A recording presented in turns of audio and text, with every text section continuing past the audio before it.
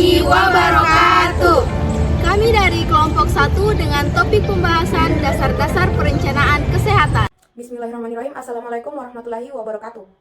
Yang terhormat Ibu Dr. Nani Junior SOS MKes selaku dosen mata kuliah perencanaan dan evaluasi kesehatan. Pertama-tama, marilah kita panjatkan puji dan syukur kehadirat Allah Subhanahu wa taala karena berkat limpahan rahmat dan karunia-Nya lah kita dapat menyaksikan video ini dalam keadaan sehat walafiat. Tak lupa pula, salawat serta salam kita kirimkan kepada Nabi besar kita yaitu Muhammad SAW yang telah membawa zaman jahiliyah ke zaman yang terang benderang seperti saat ini. Perkenalkan, saya Siti Rahmayani Takari selaku moderator pada presentasi kelompok 1 kali ini. Adapun teman-teman saya yang pertama ada Hesti Syukur, Rifda Maulida, Wadi Indah Nur Syahrani, Alian Nisrina Taufik, dan Audrey Aprianing Tias. Adapun topik yang akan kita bahas pada presentasi kali ini yaitu dasar-dasar perencanaan kesehatan. Pengertian perencanaan. Yang pertama, menurut Billy Egoitz and Asrul Aswar 1996, perencanaan merupakan kemampuan untuk memilih satu kemungkinan dan berbagai kemungkinan yang tersedia dan yang dipandang paling tepat untuk mencapai tujuan. Kemudian yang kedua, menurut Le Breton and Asrul Aswar 1996, perencanaan merupakan pekerjaan yang menyangkut penyusunan konsep serta kegiatan yang akan dilaksanakan untuk mencapai tujuan yang telah ditetapkan demi masa depan yang lebih baik. Kemudian yang ketiga, menurut Stephanus S. Newman, AD 2007, perencanaan adalah proses untuk mengantisipasi peristiwa di masa datang dan menentukan strategi untuk mencapai tujuan organisasi di masa yang mendatang. Kemudian yang terakhir, Stephanus S. Newman, AD 2007, perencanaan adalah proses memobilisasi informasi dan sumber daya dari sifat naluriah, spontan, peramalan subjektif menjadi disengaja, sistematik, dan objektif. Kemudian pengertian yang kedua, adapun unsur-unsur perencanaan. Yang pertama, tujuan, kemudian yang kedua, politik, kemudian yang ketiga, prosedur, dan yang keempat, budget, dan yang terakhir, program. Suatu perencanaan yang lengkap dan sempurna harus memuat 6 unsur yang meliputi 5 pertanyaan 5W tambah 1H, yaitu what, why, where, when, who, dan how. Kemudian yang ketiga, syarat perencanaan. Adapun di syarat perencanaan itu yang pertama, faktual atau realistis. Artinya, perencanaan yang akan ditetapkan oleh organisasi harus sesuai dengan fakta dan kondisi tertentu yang akan dihadapi oleh organisasi. Kemudian yang kedua, logis dan rasional. Berarti, perencanaan akan dirumuskan dan dapat diterima oleh akal atau logis dan rasional sehingga dapat dilaksanakan. Kemudian yang ketiga, fleksibel. Artinya bahwa perencanaan yang baik bersifat fleksibel dan tidak kaku. Perencanaan tersebut harus bisa beradaptasi dengan perubahan-perubahan yang terjadi di masa yang akan mendatang. Kemudian yang keempat, komitmen. Memiliki arti perencanaan yang baik harus merupakan dan melahirkan komitmen terhadap seluruh anggota organisasi untuk dapat bersama-sama berupaya mewujudkan tujuan organisasi. Kemudian yang terakhir, komprehensif. Berarti bahwa perencanaan yang baik harus menyeluruh dan mengakomodasi aspek-aspek terkait langsung maupun tidak langsung terhadap organisasi atau perusahaan. Baik, selanjutnya materi saya kembalikan. Tujuan dan manfaat perencanaan. Tujuan perencanaan pada dasarnya adalah membuat ketetapan-ketetapan tertentu yang ingin dicapai oleh perencanaan tersebut. Semakin jelas rumusan masalah kesehatan, maka akan semakin mudah menentukan tujuan. Perumusan sebuah tujuan operasional program kesehatan harus bersifat smart, spesifik, measurable, realistik, dan time-bound. Beberapa manfaat dari perencanaan adalah sebagai berikut. Yang pertama, perencanaan dipakai sebagai alat pengawasan dan pengendalian kegiatan sehari-hari perusahaan. Perencanaan yang telah disusun dengan baik akan memudahkan para pelaksana untuk mengetahui bahwa tindakan tersebut menyimpang atau telah sesuai dengan rencana. Yang kedua, perencanaan dengan adanya perencanaan yang disusun. Suatu kegiatan yang dilakukan harus dengan cermat memilih dan menetapkan kegiatan-kegiatan mana yang diperlukan dan mana yang tidak. Yang ketiga, perencanaan dengan adanya rencana, agar segala kegiatan dapat dilakukan secara tertib dan teratur sesuai dengan tahap-tahap yang semestinya. Perencanaan juga memiliki manfaat dan fungsi dari perencanaan yaitu sebagai berikut. Yang pertama, perencanaan itu sangat penting karena di dalamnya memuat garis-garis tujuan, baik yang berjangka panjang ataupun pendek, serta digunakan pula pada apa saja yang harus dilakukan agar tercapai tujuan tersebut. Yang kedua, perencanaan berfungsi sebagai petunjuk bagi semua anggota. Yang ketiga, perencanaan merupakan proses yang terus-menerus. Yang keempat, perencanaan berfungsi sebagai alat pengendali. Dan terakhir, perencanaan yang baik akan menjamin penggunaan sumber daya yang tersedia secara efektif dan efisien. Selanjutnya, jenis-jenis perencanaan. 1. Perencanaan menurut jangka waktunya. Menurut jangka waktunya, perencanaan dapat dikelompokkan menjadi 3, yaitu yang pertama, perencanaan menengah dengan jangka waktu 1-2 tahun. Kedua, perencanaan jangka pendek dengan jangka waktu 1 tahun atau kurang. Yang ketiga, perencanaan jangka panjang dengan jangka waktu 5 tahun atau lebih. Yang kedua, menurut ruang lingkupnya. Menurut ruang lingkupnya, perencanaan dapat dibagi menjadi 3 macam. Yang pertama, perencanaan fisik, perencanaan fungsional, dan perencanaan menyeluruh. Ketiga, perencanaan menurut tingkat hierarki terbagi menjadi 4, yaitu perencanaan strategis, perencanaan taktis, perencanaan operasional, dan perencanaan normatif. Keempat, Perencanaan menurut penggunaannya. Menurut penggunaannya, perencanaan terbagi menjadi dua, yaitu pertama, single use planning, yaitu perencanaan yang dimaksudkan untuk satu kali pelaksanaan. Artinya, rencana yang disusun hanya digunakan pada satu pelaksanaan saja. Setelah pelaksanaan dianggap selesai, maka perencanaan tersebut dengan sendirinya menjadi tidak ada. Yang kedua, repeat planning, yaitu perencanaan yang digunakan dalam pelaksanaan yang berulang-ulang, artinya tidak hanya digunakan hanya pada satu pelaksanaan, sehingga perencanaan ini bersifat permanen. Berdasarkan prosesnya, perencanaan itu dibagi menjadi beberapa bagian. Yang pertama itu ada policy planning, merupakan kebijakan, yaitu perencanaan yang berisi kebijakan tanpa dilengkapi dengan teknis pelaksanaannya secara teratur. Kemudian yang kedua ada program planning, yaitu perencanaan yang merupakan penjelasan dan perincian policy planning. Program planning dibuat oleh badan-badan khusus yang memiliki kewenangan untuk melaksanakan policy planning, seperti Badan Perencanaan dan Pembangunan Nasional (Bappenas). Kemudian program planning memuat beberapa unsur diantaranya. Yang pertama itu ada ikhtisar mengenai tugas yang dapat dikerjakan. Kemudian yang kedua sumber dan bahan yang dapat digunakan. Yang ketiga biaya, personalia, situasi, dan kondisi pekerjaan. Yang keempat ada prosedur kerja yang harus dipatuhi. Yang kelima itu struktur organisasi kerja dan sebagainya. Kemudian yang ketiga ada operational planning atau perencanaan kerja, yaitu perencanaan yang memuat cara-cara melakukan pekerjaan tertentu agar lebih maksimal dalam pencapaian tujuan yang telah ditetapkan dengan daya guna yang lebih tinggi, efektif, dan efisien. Operational planning memuat beberapa unsur, yaitu 1. Analisis program planning, 2. Penetapan prosedur kerja, 3. Metode-metode kerja, dan 4. Menentukan tenaga pelaksanaan. Kemudian yang ketiga, berdasarkan jangka waktunya. Berdasarkan jangka waktunya, perencanaan itu dibagi lagi menjadi beberapa bagian. Yang pertama itu ada long range planning atau LRP, yaitu perencanaan yang dalam pelaksanaannya membutuhkan waktu cukup lama, biasanya hingga 10 tahun. Perencanaan ini disebut juga dengan rencana jangka panjang. Lalu yang kedua ada intermediate planning atau IP, yaitu perencanaan jangka menengah dalam pelaksanaannya biasanya membutuhkan waktu 5 tahun. Yang ketiga ada short track planning atau SRP, yaitu perencanaan yang dalam pelaksanaannya pada umumnya membutuhkan waktu kurang dari setahun. Lalu berdasarkan wilayah pelaksanaannya, perencanaan juga terbagi menjadi beberapa bagian. Yang pertama itu ada rural planning, yaitu perencanaan pedesaan. Lalu ada city planning, yaitu perencanaan perkotaan. Dan regional planning, yaitu perencanaan tingkat daerah, kabupaten, atau kota. Lalu yang terakhir ada national planning, yaitu perencanaan tingkat nasional atau negara yang mencakup segenap wilayah suatu negara.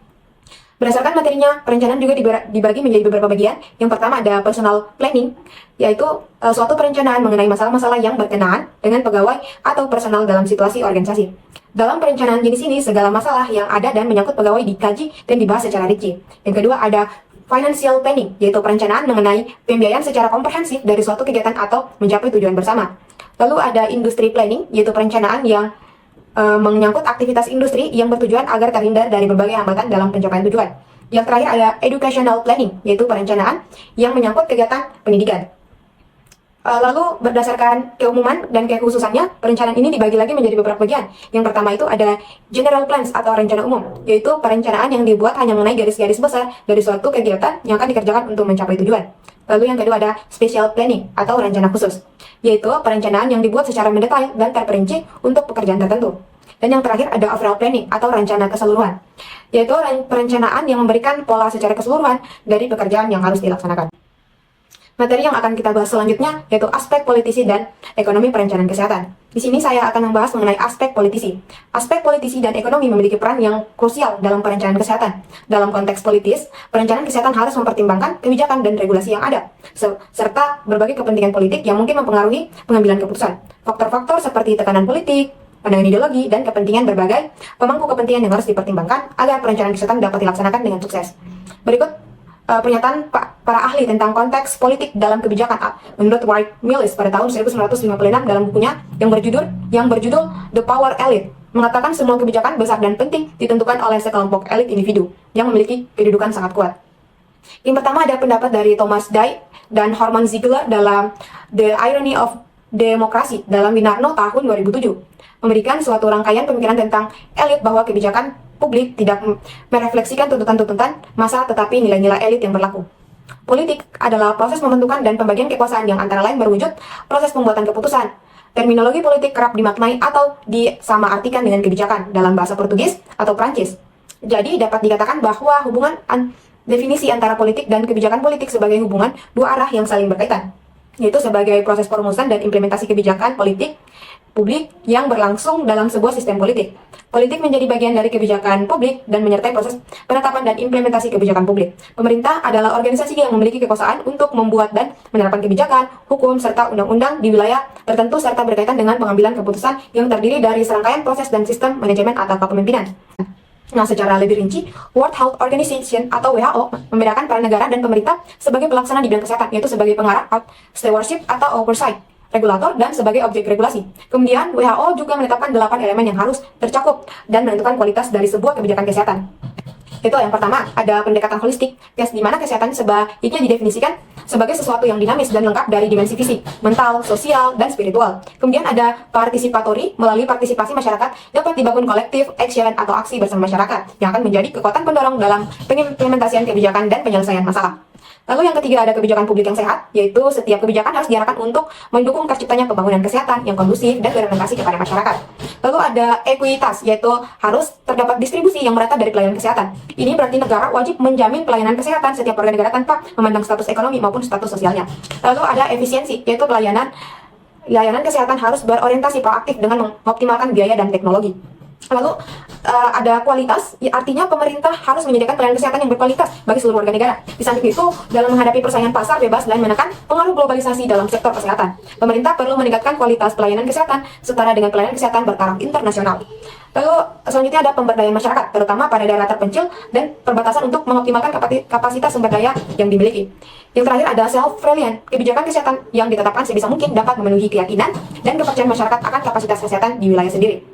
Lalu evaluasi formulasi kebijakan kesehatan di dinas kesehatan atau district health Inggris menyimpulkan bahwa telah terjadi praktik formulasi kebijakan terbaik karena alasan berikut. Yang pertama, proaktif. Proses pengembangan kebijakan berlangsung dengan memastikan telah dilakukannya penilaian risiko atau risk assessment. Yang kedua ada inklusif, yaitu pelibatan organisasi yang mewakili kepentingan pasien pada proses penetapan kebijakan. Yang ketiga ada bekerja sama atau cross-cutting work. Proses penetapan kebijakan dilakukan dengan melibatkan dan membangun kerjasama lintas sektor. Lalu yang keempat ada berpandangan luas ke depan atau forward and outward looking. Pembuatan kebijakan menggunakan pendekatan skenario planning and forecasting yang menunjukkan kemampuan forward looking, sementara gambaran outlooking dilakukan dengan mengundang dan meminta pandangan dari para ahli. Lalu ada berbasis bukti atau evidence based.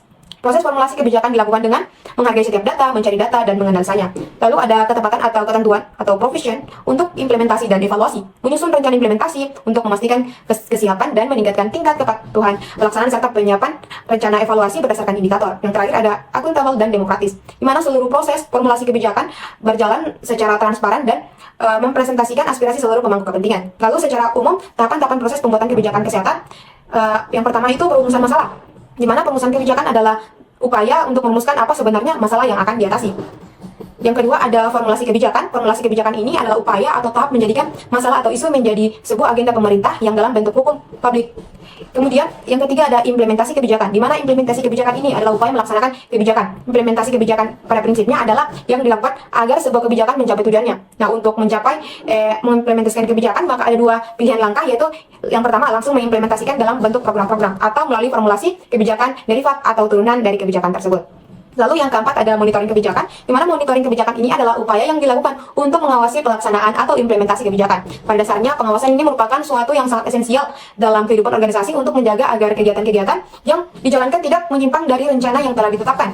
Lalu yang kelima itu ada evaluasi kebijakan, di mana evaluasi kebijakan ini adalah upaya untuk menilai perbedaan keadaan sebelum dan sesudah dilaksanakan. Dalam mengevaluasi suatu kebijakan, ada beberapa indikator yang perlu digunakan, yaitu efektivitas, efisien, kecukupan, pemerataan, responsivitas, dan ketetapan. Tahapan ini juga dikatakan bahwa di mana didefinisi apa saja termasuk hal-hal yang muncul dan dapat diharapkan dari suatu kebijakan. Evaluasi pelaksanaan kebijakan ini, kesehatan dapat dilakukan dengan melihat indikator, sasaran, dan indikator hasil. Selanjutnya, di sisi ekonomi, perencanaan kesehatan harus mempertimbangkan ketersediaan sumber daya finansial yang ada. Hal ini mencakup mengidentifikasi sumber pendanaan, alokasi anggaran yang efisien, dan pengelolaan keuangan yang baik. Faktor-faktor seperti anggaran publik, asuransi kesehatan, dan kebijakan harga juga mempengaruhi perencanaan kesehatan secara ekonomi. Ketika mempertimbangkan aspek politis dan ekonomi dalam perencanaan kesehatan, penting untuk mencapai keseimbangan antara kepentingan politik dan keberlanjutan finansial. Keputusan politik yang bijaksana dan alokasi sumber daya yang tepat akan memungkinkan perencanaan kesehatan yang efektif untuk meningkatkan kesehatan masyarakat secara keseluruhan.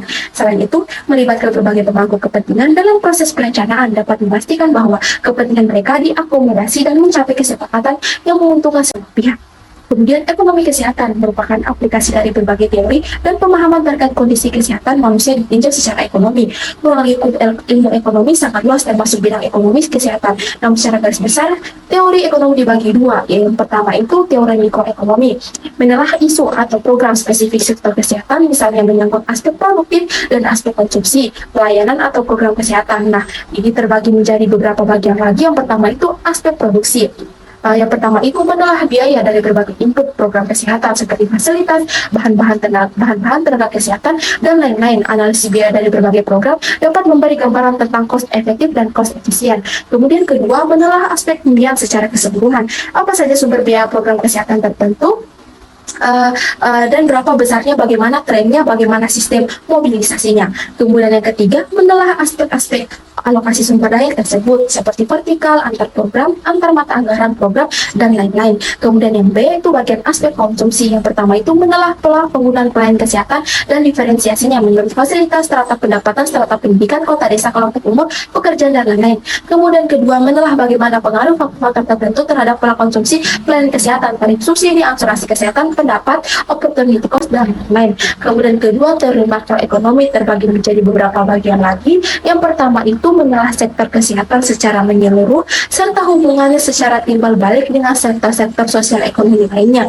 Kemudian kedua, bertujuan mengkuantifikasikan kontribusi sektor kesehatan bagi pembangunan ekonomi. Ketiga, menghitung kesehatan dalam ukuran moneter, memperhatikan pengaruh kebijakan dan pembangunan sektor lain terhadap derajat kesehatan. Selanjutnya, materi aspek politis dan ekonomi. Ada 7 bidang yang tercakup dalam ekonomi kesehatan, yaitu yang pertama, peraturan atau regulation. Di Indonesia, peraturan adalah peraturan perundang-undangan yang diterima secara legal. Peraturan perundang-undangan adalah keputusan tertulis negara atau pemerintah yang bersifat petunjuk pola tingkah laku yang bersifat dan mengikat secara umum. Yang kedua, perencanaan atau planning. Perencanaan adalah proses mempersiapkan kegiatan-kegiatan secara sistematis yang akan dilakukan untuk mencapai tujuan tertentu. Yang ketiga, pemeliharaan kesehatan atau the health maintenance atau organisasi pemeliharaan kesehatan adalah perilaku atau usaha-usaha seseorang untuk memelihara atau menjaga kesehatannya agar tidak sakit dan usaha untuk penyembuhan bila mana ia sakit. Yang keempat, analisis cost dan benefit. Analisis biaya dan manfaat adalah salah satu instrumen yang dapat digunakan untuk pengambilan keputusan. Sebagai acuan adalah biaya yang harus dikeluarkan dan manfaat yang bisa diperoleh. Selanjutnya yang kelima, customer. Customer dalam bidang ekonomi kesehatan adalah pasien. Nah, pasien adalah setiap orang yang melakukan konsultasi masalah kesehatannya untuk memperoleh pelayanan kesehatan yang diperlukan, baik secara langsung maupun tidak langsung di rumah sakit. Yang keenam, provider. Nah, provider dalam hal ini adalah penyedia pelayanan kesehatan, baik itu rumah sakit, klinik, puskesmas, maupun fasilitas kesehatan lainnya. Yang ketujuh, government, atau biasa disebut pemerintah. Pemerintah adalah orang, badan, atau aparat yang mengeluarkan atau memberi perintah, atau secara umum, pemerintah adalah yang berwenang mengeluarkan peraturan dalam mengatur aktivitas di dalam negara. Selanjutnya, contoh perencanaan bidang pelayanan kesehatan. Latar belakang, arah kebijakan dan strategi pembangunan kesehatan nasional merupakan bagian yang tidak terpisahkan dari Rencana Pembangunan Jangka Panjang Bidang Kesehatan atau RPJPK. Dalam RPJMN tahun 2015 sampai 2019, sasaran yang ingin dicapai adalah meningkatkan derajat kesehatan dan status gizi masyarakat. Merujuk berdasarkan pemetaan pendistribusian sebaran stunting pada balita di Indonesia dari hasil Riskesdes tahun 2013 menunjukkan bahwa di Provinsi Sulawesi Selatan termasuk ke dalam daerah dengan kategori cakupan balita pendek atau stunting yang tinggi di atas 40% dibandingkan dengan provinsi lainnya. Fenomena stunting yang terjadi sekarang telah mengalami pergeseran posisi dari wilayah perkotaan ke pedesaan.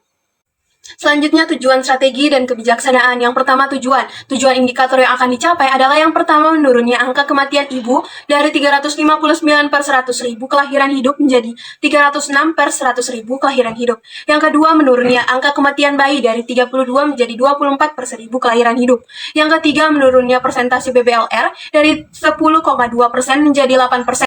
Selanjutnya, kebijaksanaan. Kebijakan pokok program kesehatan masyarakat terdiri dari 3 aspek, yaitu yang pertama, penguatan pelayanan kesehatan primer dalam upaya kesehatan masyarakat melalui pemberdayaan masyarakat. Yang kedua, penerapan pendekatan keberlanjutan pelayanan.